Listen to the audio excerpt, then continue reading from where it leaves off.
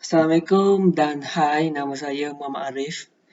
Saya sebagai wakil kumpulan saya iaitu Yudu Gang yang terdiri pada adik Akil, Amira Ashraf dan Afif Zufairi. Kumpulan kami telah ditugaskan untuk menerangkan tentang evolusi yang berlaku kepada peranti ataupun alatan penyimpanan data bermula dari tahun 1880 hingga 2010. Evolusi peranti-peranti ini meliputi dua elemen utama iaitu perubahan dari segi fizikal itu sendiri, sebagai contoh perubahan dari segi berat atau saiz, ketahanan fizikalnya dan dari segi kemudahan peranti-peranti tersebut untuk dibawa ke mana-mana.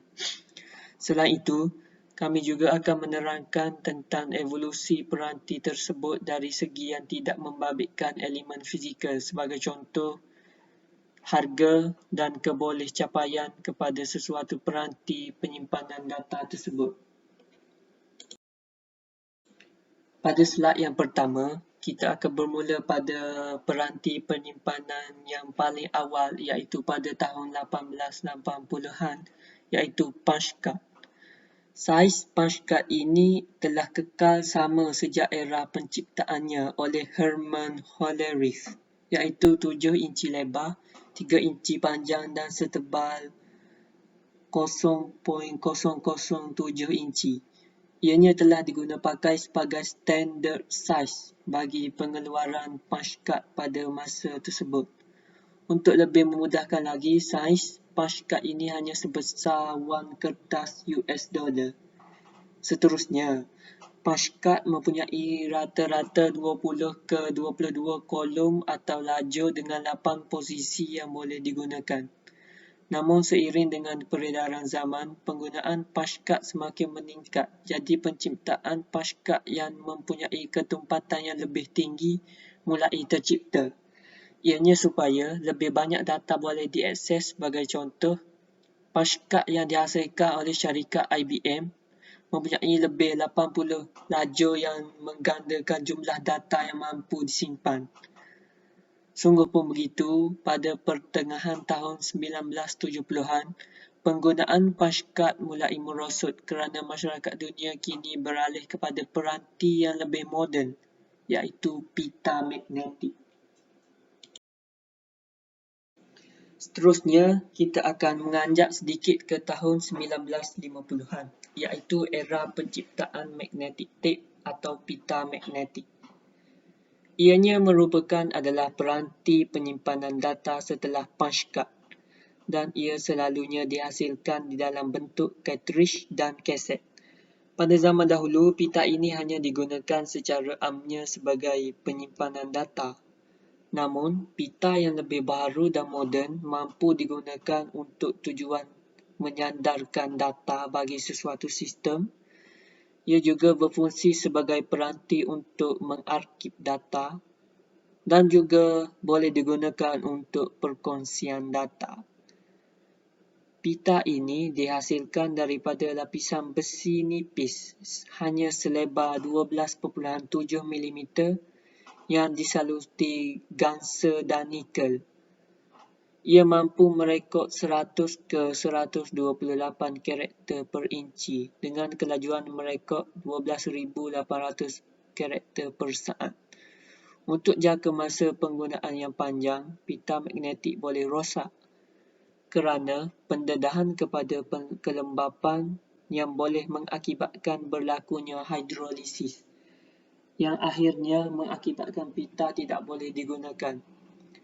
Pada awal penciptaannya, pita ini hanya boleh menyimpan kira-kira data sebesar 2.3 MB sahaja. Namun setelah revolusi dalam bidang teknologi, saiz data yang mampu direkod terus meningkat kepada 4 TB pada 2010. Pita magnet secara utama dan popular digunakan dalam bidang videografi dan audiografi. Seterusnya, ahli saya yang lain akan menerangkan tentang satu lagi evolusi bagi pita magnetik iaitu kaset. Sekian, terima kasih. Assalamualaikum. Saya Muhammad Nur Ashraf bin Wana. Okay. Saya akan membentangkan tentang cassette tape. The cassette tape was a very popular way of data storage after the magnetic tape, mainly used for personal computer. Typical data rate for compact cassette tape were 2000 bit, but you could only store about 316 KB on a 60-minute tape. Highly portable because of its compact size and lower in price than the old magnetic tape. Can access the data in anytime they wanted, even though the cassette tape was a quite fungal, but it was become better in time as we see. Okey, maksudnya di sini kaset tape ni adalah cara penyimpan data yang sangat popular setelah magnetic tape. Lepas tu dia digunakan terutamanya untuk komputer terjadi. Okey. Kadar data biasa untuk kaset tape ni adalah sebanyak 2000 bit. Tetapi anda atau kita hanya boleh menyimpan sekitar 660 KB pada kaset 90 minit. Lepas tu kaset ni dia mudah dibawa sebab saiznya yang kecil dan harganya yang lebih rendah daripada magnetic tape yang lama.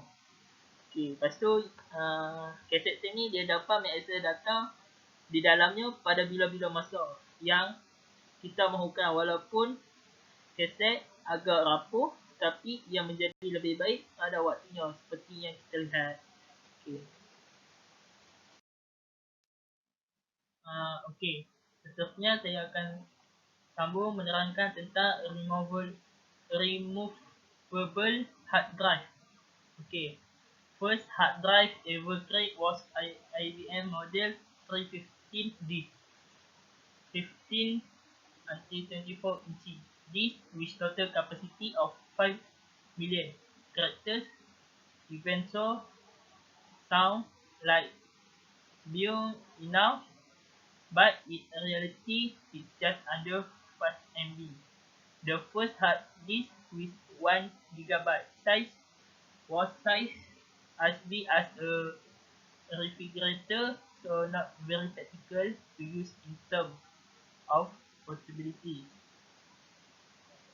It is expensive to produce, range from Rm 324,000 to 569,600 just to create 1 unit of this storage. Division also obviously very heavy, around 250 kg for just a 1 GB of storage space. Okay. Maksud dia removable hard drive ni adalah yang pertama dibuat oleh IBM model. Lepas tu hard drive ni dia size dia di antara 50 hingga 24 inci dengan jumlah kapasiti 5 juta karakter. Tetapi pada hakikatnya hanya di bawah 5 MB saja.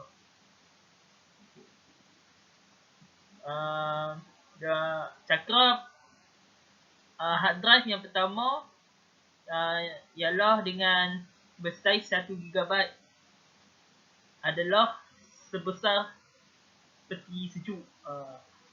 Tidak praktikal untuk digunakan dari segi mudah alih. Sedia hard drive yang pertama ni besar sangat dan terlalu berat. Okay.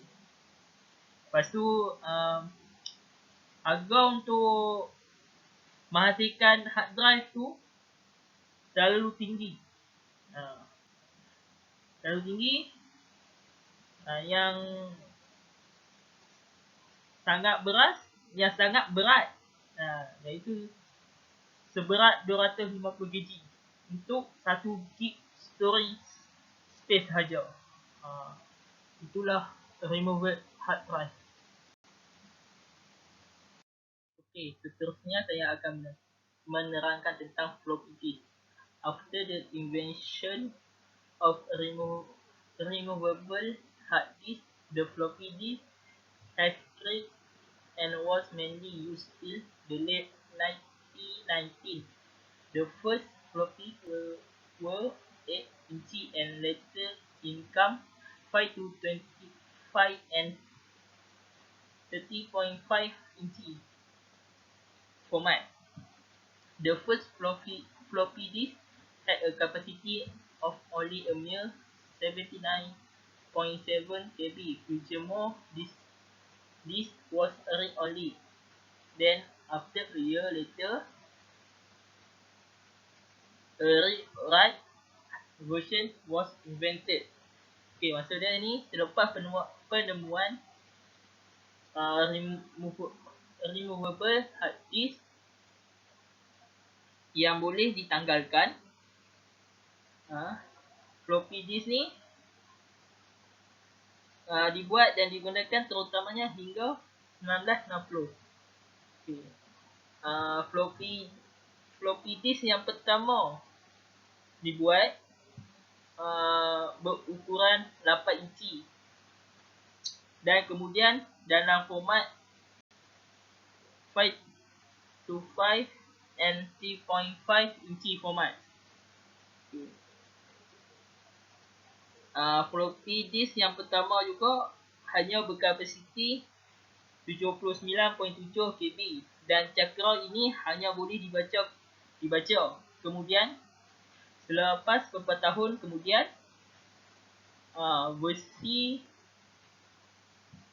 read-write dicipta. Itu floppy disk. Itulah floppy disk. Okay. Sekian, terima kasih. Yang seterusnya ialah CD-ROM atau nama panjang dia ialah Compact Disc Read Only Memory. Jenis CD-ROM ini ialah jenis yang menyimpan data untuk komputer baca. Okay. Dan Compact Disc Drive hanya dapat dibaca dengan isi yang terkandung di dalam compact disk sahaja. Dengan teknologi terkini, compact disk drive boleh bukan hanya dapat dibaca kandungan dalam dia sahaja, tetapi dia dapat rekod data ke dalam compact disk dengan menggunakan teknologi laser. Dan CD ini diperbuat dengan ketebalan 0.047 mm dan menggunakan bahan polikarbonat plastik dan berat dia 14 hingga 33 gram sahaja. Zip drive. Okey, yang pertama, the format became the most popular of the super floppy product, which filled a niche in the late 1990 portable storage market. Okay. Maksud dia ialah format bagi zip drive ini menjadi yang paling popular dari produk super floppy yang memenuhi pasaran penyimpanan storage mudah alih akhir tahun 1990. Okay, dan ia tidak pernah cukup, ia tidak pernah mungkin popular untuk menggantikan floppy disk. Okay. Dan zip drive tidak disukai untuk penyimpanan mudah alih besar-besaran pada awal tahun 2000 kerana storage dia tak terlalu besar. Dan jenama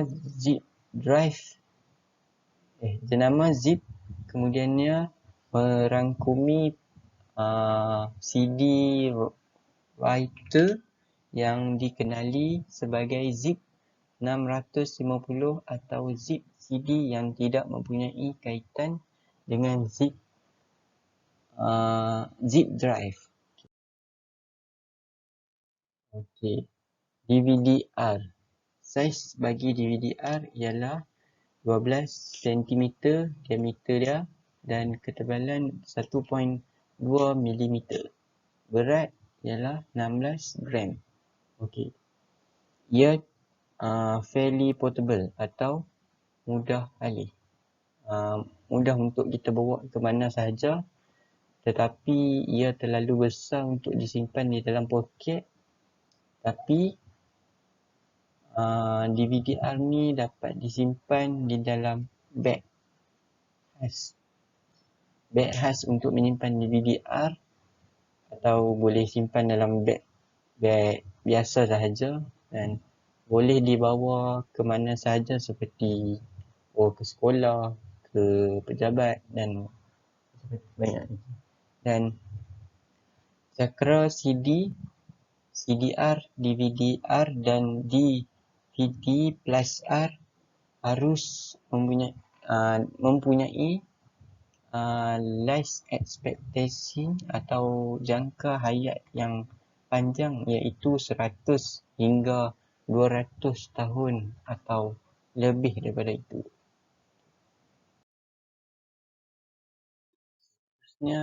Seterusnya ialah SD card. Okay, saiz bagi SD card ialah standard dia ialah 32.0 darab 24.0 darab 2.1 mm. Untuk ketebalan dia. Yang 32.0 ni ialah panjang dia. 24.0 untuk lebar dia, 2.1 mm tu ialah ketebalan dia. Berat standard untuk SD card ialah 2 gram dan ni untuk hampir semua SD card dapat menyimpan sekurang-kurangnya 100,000 program dan erase cycle atau padam kitaran. Dan beberapa kad dapat menahan sebanyak 10 kali lebih banyak kitaran daripada kad standard. Maksud dia ada selain daripada ada lagi kad SD card yang mampu menyimpan lebih daripada 100,000 program. Tapi bergantung kepada kuantiti storage SD card tersebut. Assalamualaikum warahmatullahi wabarakatuh. Saya Adil Akil bin Abdul Hamid akan menerangkan isi yang seterusnya yang dibentangkan oleh ahli kumpulan saya, iaitu USB flash drive. USB flash drive ini mengandungi saiz storage 8GB, 16GB, 64GB dan 128GB. USB flash drive ini mempunyai berat 30 gram. A USB flash drive can be used in place of a compact disk. Maksudnya, USB flash drive ini lebih bagus daripada compact disk. When a user plug the flash memory device into the USB port, the computer operating system recognize the device as a removable drive and assign it a drive later.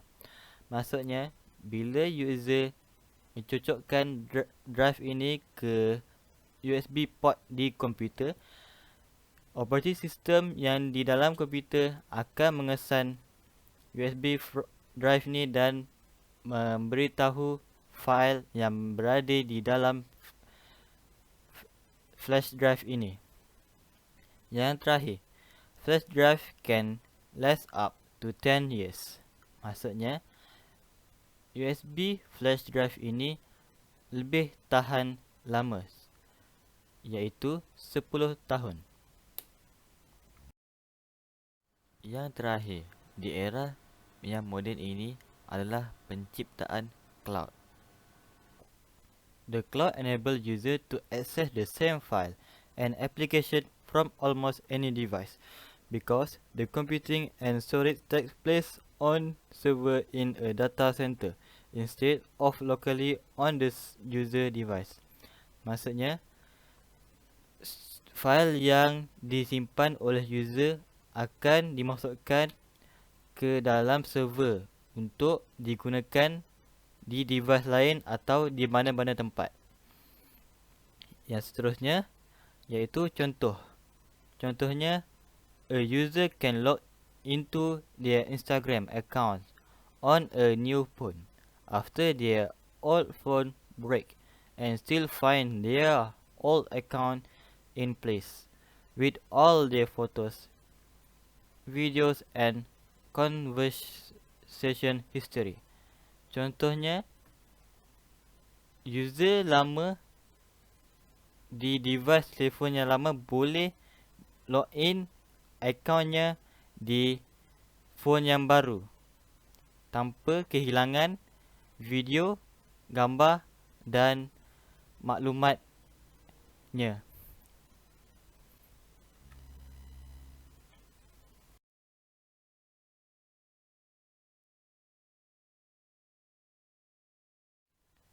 Terima kasih kerana anda sudi mendengar.